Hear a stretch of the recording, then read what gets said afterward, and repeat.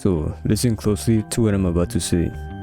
In July 2026, Argentina lost a World Cup final and somehow still walked away with looking like the bad guys. A brawl broke out after the final whistle. FIFA opened an ethics investigation. An assistant coach had to publicly apologize. And the strange part is, they didn't even win. Usually, you need a trophy to be this hated. Argentina needs to just show up. But here's the thing, this isn't new. This team has been building a reputation for 40 years, one controversy at a time, and it all traces back to a single moment that most of these players weren't even alive for. In 1986, Mexico, quarterfinal against England, Diego Maradona jumps for a header, punches the ball into the net with his fist, and the referee somehow doesn't see it. Goal stands, Argentina wins. 4 minutes later, Maradona scores what's still called the goal of the century, dribbling past half of the England team like they're cones on a training pitch. 2 goals, 4 minutes apart.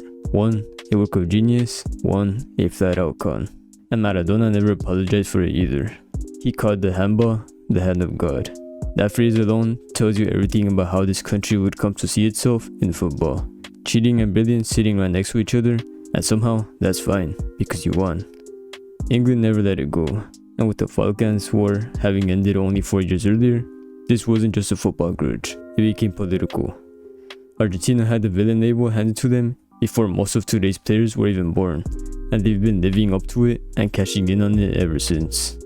Fast forward to 1990, Argentina are defending champions, back in the final, but this time against West Germany, and it is ugly. 4 Argentine players are already suspended before kickoff. Then, during the match, defender Pedro Monzon goes studs up on Jurgen Klinsmann and becomes the first player ever sent off in a World Cup final. Down to 10 men, Argentina conceded a penalty.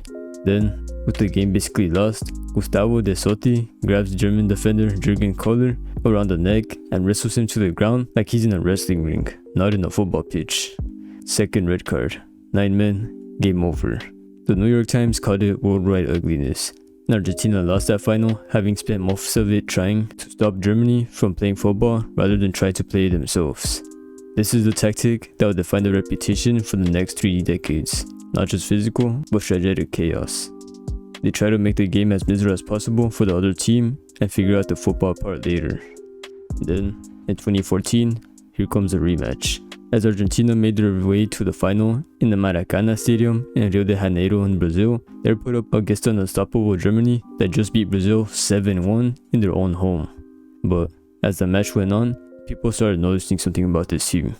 As Argentine players couldn't keep up with the quality and rigid mindset of the German players, they started kicking them and doing all sorts of dirty plays that each could have resulted in yellow or red cards. In one specific moment, German player Schweinsteiger and the Argentine player went for a header, and instead of using his head, the Argentine player punched the German player in the face and left his face bleeding. But again, they got no deserved punishment. As the match went on, Germany got their deserved win, winning 1-0 with a goal from Mario Götze to win the World Cup. Now, jump to 2022, Qatar. This is supposed to be the redemption story. Messi, in his last World Cup, finally lifting the trophy. And for about 20 minutes, that's exactly the story the world wants to tell. Then, Argentina beat the Netherlands in the quarterfinal, and it turns into a brawl. Leandro Paredes kicks the ball straight into the Dutch bench. Players from both sides come flying across the pitch. FIFA hands out a World Cup record for 17 yellow cards in a single match and opens a disciplinary case against Argentina for, in their words, order and security at matches. Argentina's own players later admit they taunted the Dutch in their faces after the win. That should have been a low point, but it wasn't. In the final against France, Argentina win an instant classic on penalties, and in the dressing room seconds after the trophy is lifted, goalkeeper Emiliano Martinez calls for a minute of silence, mocking Kylian Mbappe, who had just scored a hat-trick in a losing effort. Days later, at the victory parade in Buenos Aires, Martinez is photographed holding a baby doll with Mbappe's face taped onto it. And before any of that, when he picked up his Golden Glove award for the best goalkeeper of the tournament, he celebrated by holding the trophy against his own crotch, on the stage, on live television, in front of children. Even Messi told him not to do it, but he did it anyway. France's Football Federation called it abnormal. A former France international called Martinez the most hated man in football, and Argentina's response, more or less, was to shrug and throw a parade. But you'd think winning the World Cup would be enough to earn some goodwill. It bought them about 18 months. In 2024, Argentina won the Copa America, and a video surfaced of several players singing a chant that targeted French players of African descent. FIFA opened an official investigation. It reignited the exact rivalry Martinez had already poured gasoline on 2 years earlier. Except now, it wasn't one goalkeeper's bad joke. It was a team together on camera.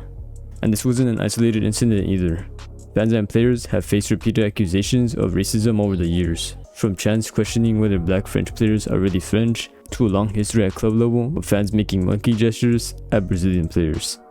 During the 2026 World Cup, FIFA had to issue a statement condemning racism after an Argentine fan told a black American streamer to go cry at the zoo. It got bad enough that the actor Samuel L. Jackson publicly told people to not support Argentina at all, calling it one of the most racist footballing nations in the world. However you want to process that, it's not the reputation of a team that learned its lesson. Which brings us back to July 2026, New Jersey, the World Cup final. Argentina lose to Spain 1-0, and you would think losing takes the villain label off the table, but it didn't. Critics tore into Argentina for what they called dirty tactics and poor sportsmanship throughout the match. Players turned their backs during the trophy presentation instead of applauding Spain. And after the final whistle, a brawl broke out involving Leandro Paredes and Spain's Dani Olmo, serious enough that FIFA appointed ethics prosecutors to investigate. Argentina's assistant coach Roberto Ayala had to publicly apologize for his role in it. Then, if that wasn't enough, a famous streamer, probably the most famous streamer in the world, IShowSpeed, repeatedly received racism from Argentina fans in the stands, and he was even physically assaulted and thrown stuff at him. For as much as Argentina fans try to say that they aren't racist, this guy's streams and all of the evidence in this video put almost the whole fanbase on display. Some in Argentina pushed back hard on all of this. A lawyer in Buenos Aires put it simply: "This is a team that fights hard, like most of South American football does, and if you don't like being hit, go play volleyball." There's something to that. Passion and provocation aren't always the same thing, and a lot of what gets called arrogance from the outside gets called pride at home. But 40 years is a long time to keep drawing the same headlines. Hand of God, to 9 men in Rome, to a doll with a rival face on it, to a brawl after a final they didn't even win. At some point, the pattern stops being an accident and starts being the identity. Argentina will be back at the next World Cup, chasing another trophy, and if history means anything, whatever happens next is going to be loud.